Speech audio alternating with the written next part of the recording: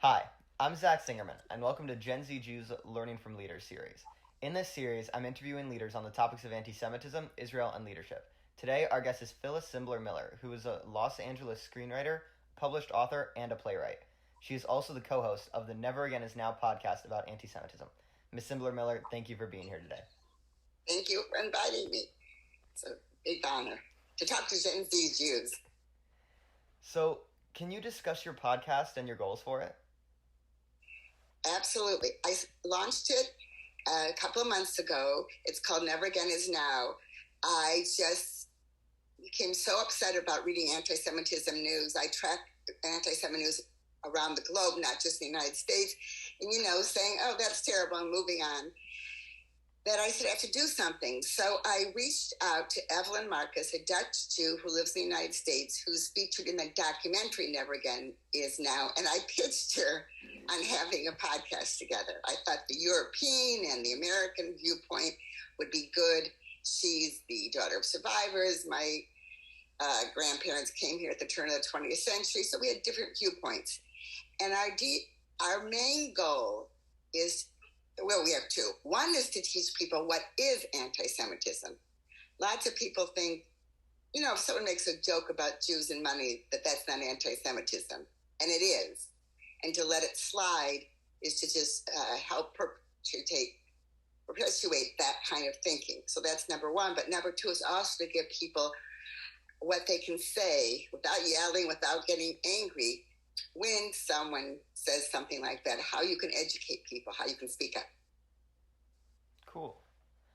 And as a writer, can you tell me why you decided to start your podcast on anti-Semitism and how you really transitioned from writing into running a podcast? To me, it's exactly the same. I started out in life as a journalist. After living in Europe with my husband, we were stationed in Munich, Germany, only 25 years after the end of World War II. I was an editor and reporter at the Jewish Exponent in Philadelphia. That's where I started publishing Holocaust survivor and saver accounts before it was fashionable. Really. I met a little resistance at first, but it's okay. I plowed through. So I got to interview some famous people like Beatrix Harsfeld, who is a French-German Nazi. She doesn't like to use the word Nazi hunter. She likes to use the term, the person who brings Nazis to justice. She's still alive. And other people, Ruth Kluger, not the Ruth Kluger from Austria, but the Ruth Kluger from Romania, who saved a lot of Romanian Jews. So I'm used to interviewing. To me, it's just the other side of the story, and I had already written the play that we're about to talk about, and that's why I said, okay, this is the next step in that evolution of trying to teach people about the Holocaust so that it doesn't happen again. So you really combined your career talents and your mission to fight anti-Semitism by writing the play Thin Edge the Wedge. Could you talk about the play a little and who your target audience is?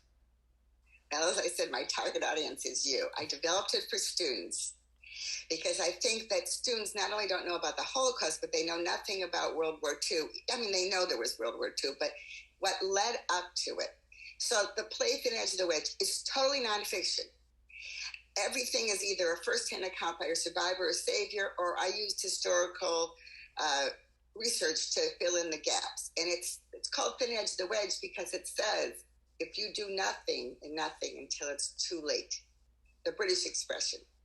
So it starts and shows up what the lead up to the war is, and the response, and hopefully young people will get motivated to speak up now so that they don't let the thin edge of the wedge of their world get too large. And I just have to say that on a science fiction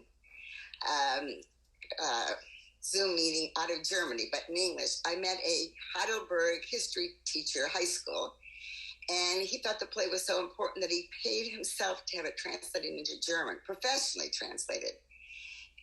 And he's already used it in his 10th grade classes. And that's exactly what my goal is, not necessarily the whole play at once, but none of the 11 roles interact with each other. So if you're studying the Warsaw Ghetto, you have 45 minutes in class. A student can do the monologue of the survivor, who's a teen, and the savior. who took out babies, the non-Jewish Polish woman Irina Sedler who took out babies from the ghetto. And then I have a lot of free information on my website, recommended nonfiction books and videos, et cetera, to help students really understand the history behind what happened. Also, just for our listeners, just to make a quick note that Gen Z Jews right now is working to have like a student read through of this fall, just so everyone can get excited about that. I'm very excited, and one of the things that's really important about the play is it's not everyone can be Oscar Schindler. So there are examples of very, very small things that individuals can do that can save lives and that teams could do. So, I mean, it's going to be your world. I mean, I think Zach is so wonderful in starting this. He didn't ask me to say this, and starting this organization because Zenji people are going to inherit this world, and if they don't start working on it now, it's going to be a mess by the time they're running things. Mm-hmm. Thank you. Yeah, so don't let it be a mess. Also, you've written a lot about Holocaust films. So what are like your recommendations for Gen Z so that we can really get a better understanding? Okay, so in fairness, Zach gave me a heads up. So I picked 4, and I picked from different platforms. So depending on what, you subscribe to. So the first one I want to recommend is a documentary from 1997 when an Italian Jewish director took Italian Jewish survivors from Auschwitz. He took them back to Auschwitz. And in the empty rooms, in some ways, it's more chilling. They told their firsthand accounts. And that's free on YouTube and also on my website, thinedgeofthewedge.com. The next one is a 207 documentary, Dear Freddie. It's about a proud German Jew, openly gay. When he gets to Auschwitz, he convinces the Nazis to let him run a daycare center.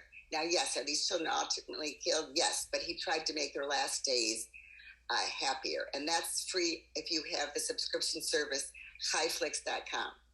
The third one is a 2019 film, not a documentary, The Last Supper. It's so engaging. It's a Jewish family on the night in January 30th, 1933, that Hitler is legally chosen chancellor of Germany. And some people in the family say, oh, he'll be okay. And some people will say, no, we got to leave right away. So it really gives you an idea of the dilemma that Jews in Germany found themselves in. And that's available for rent on Amazon. And the fourth one is a 2020 documentary, Shadows of Freedom, which is about Jewish resistance in Algeria. I had never known about this. It had a big impact on World War II. And it's free on the subscription, Jewsy.tv. So those are my 4 recommendations. No terrible pictures of stacked bodies in Auschwitz, but really trying to give a feel for different countries and the history and the decisions that people had to make. Why didn't they leave, for example? Mm-hmm. Having lived in Germany in 1970 to 72, my husband and I were always, asking that question. Why didn't they leave? They knew, as opposed to the Polish Jews and the Russian Jews who got trapped. Mm-hmm. And is there anything else that you'd like to say to Gen Z? I said it already. I said, this is going to be your world. So it's your responsibility. Don't get beat up. So don't put yourself in situations to fight against anti-Semitism where you could get hurt. But when someone says something just as simple as Jews always care about money, don't let it slide.